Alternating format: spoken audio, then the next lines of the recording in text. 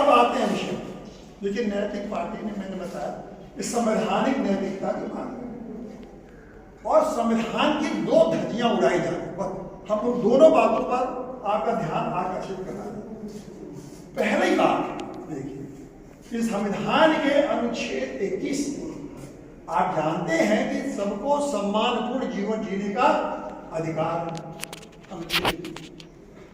अब इसमें देखिए कि किस तरह से आपको जब से संविधान आया तब से इस अधिकार आपको मिलना चाहिए, कैसे उसकी धज्जियां उड़ी और उड़ती जा रही।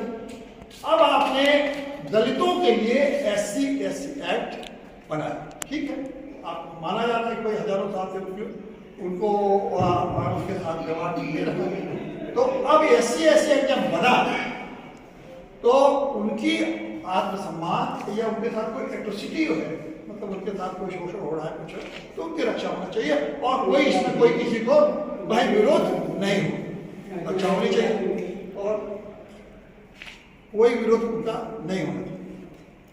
लेकिन अन्य जो जातियां गैर दलित जातियां, क्या वो इसीलिए बनी है कि उनके उसी एक ही घटना है उनके साथ ऐसा व्यवहार हो और लेकिन कुछ ना कर सकते। उदाहरण मान लीजिए सामान्यतः हम लोग गाँव में रहते हैं, हम लोग बहुत से लोग गाँव में रहते हैं, चलते गाली गलौज हो जाते हैं। अब एक गाली गलौज में एक तरफ कोई दलित है जो SC ST और दूसरी तरफ चाहे ब्राह्मण हो, ठाकुर हो, यादव हो, शिवी हो, कोई भी गैर दलित आप मुसलमान हो, उससे भी वही गाली, उसने भी गाली दिया। अब वो FIR करने जाएगा जो ST ST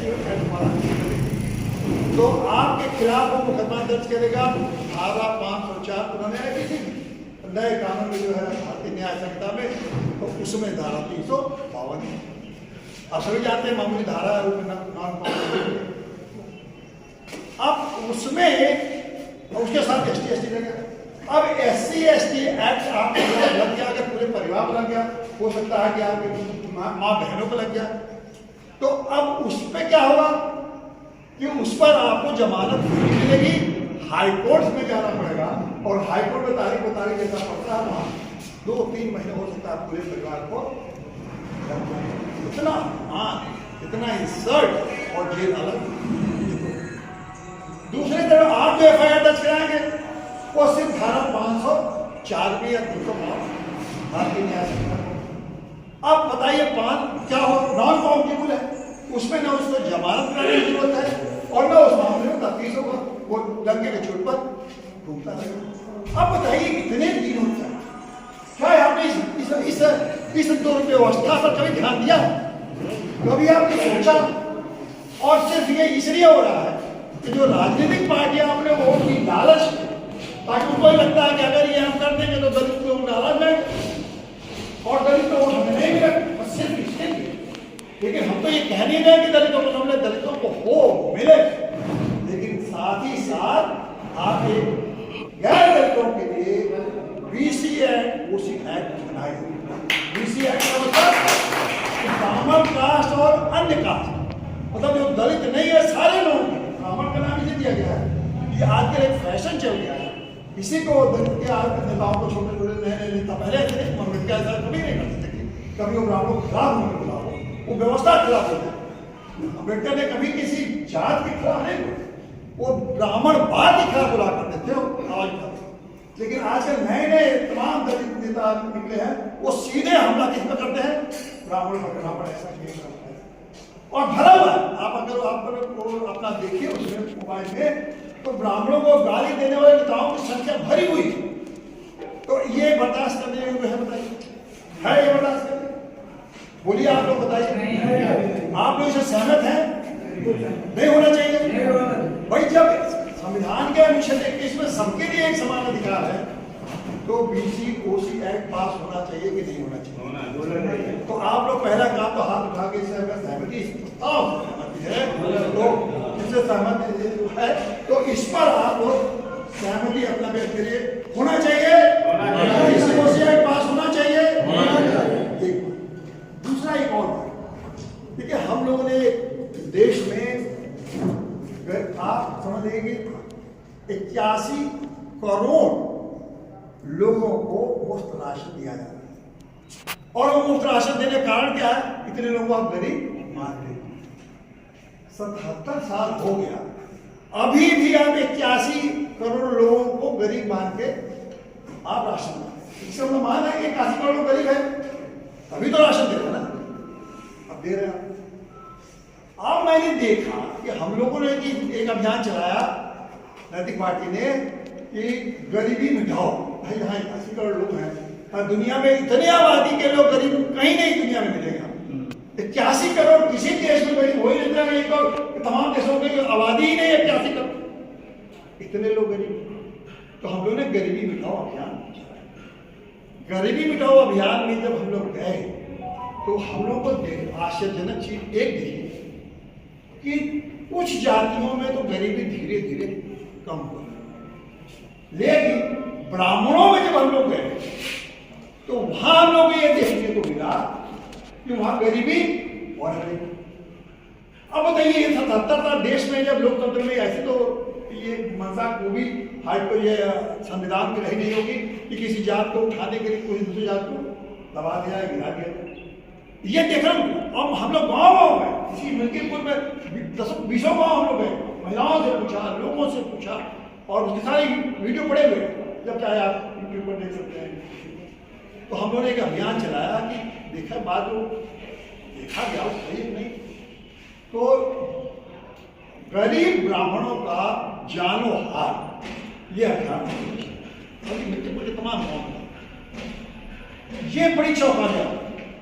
तो हमने कहा भाई ये तो हम लोग चल के मौके में देखा था कि सही है, सब लोग कह रहे थे बात बिल्कुल सही है साहब, हम लोग दिन पर दिन गरीब हो रहा है। ठीक है, गरीब हो रहा है, एक तो एक बात हो गई, मान लीजिए गड़बड़ी की हो गई गरीब हो, लेकिन मान लिया अगर गरीब हो गए तो गरीबी से निकालने का दायित्व है कि नहीं है सरकार का। और ये भी एक संवैधानिक व्यवस्था है, आप जो सभी जानते हैं, जो द्वारा है डायरेक्टिव ऑफ प्रिंसिपल में है कि वीकर सेक्शन में जो है फाइनेंशियल इकोनॉमिकली जो वीक है उसकी तो दशा को सुधारने का दायित्व सरकारों पर रहे। अब आप बताइए, जो रहेगा तो फिर जो गरीब हैं उनके आप कहाँ गया वो। तो देखा गया कि जो सरकारी योजनाएं गरीबों के लिए बनी हुई वो योजनाएं ब्राह्मण होने के नाते, अपर कास्ट होने के नाते, का समान होने के नाते, भैया जो भी कारण भैया वो सुविधाएं इन लोगों को नहीं मिली। तो कैसे निकलेगा गरीबी से? जो गरीबी के लिए योजनाएं बनी है वो इनको अगर नहीं मिले तो गरीबी, एक बार अगर गरीबी में फंस गया तो गरीबी में खत्म हो जाएगी।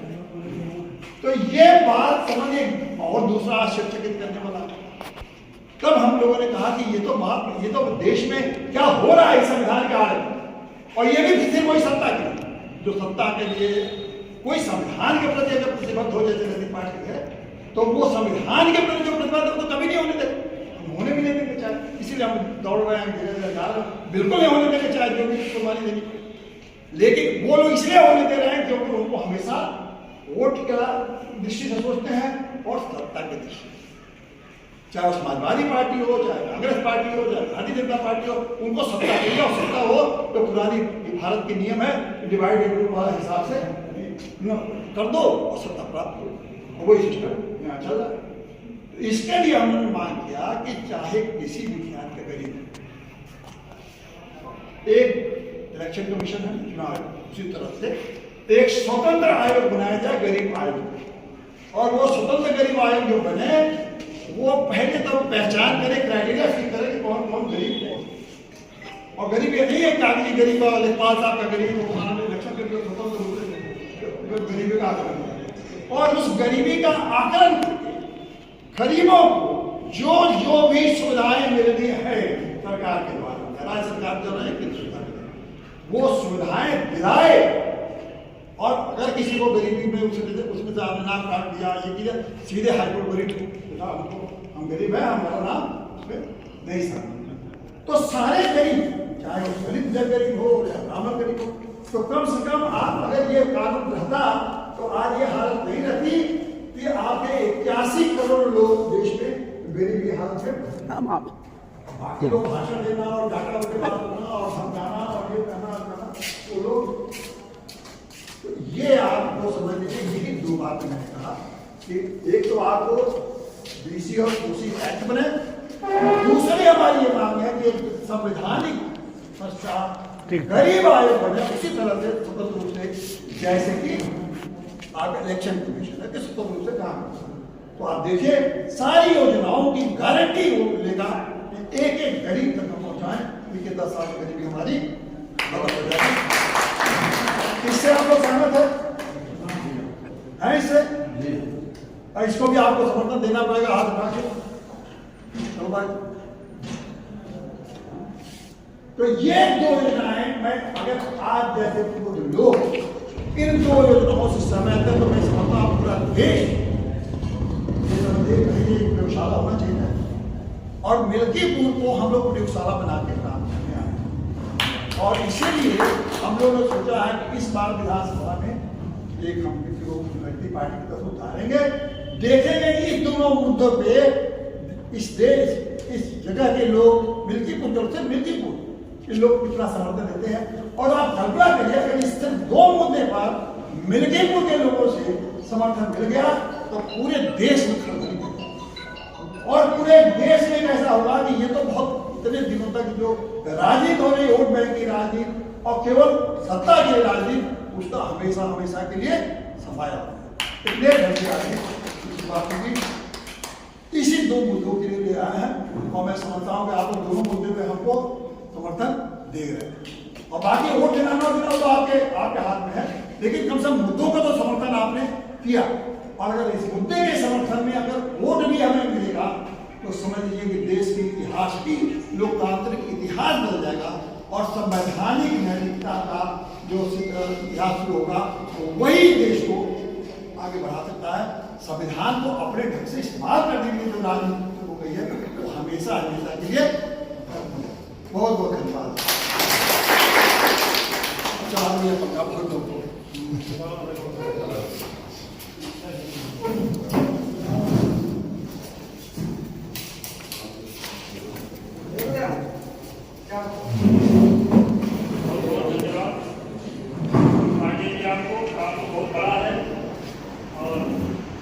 बिजली को भी मैदान में आकर के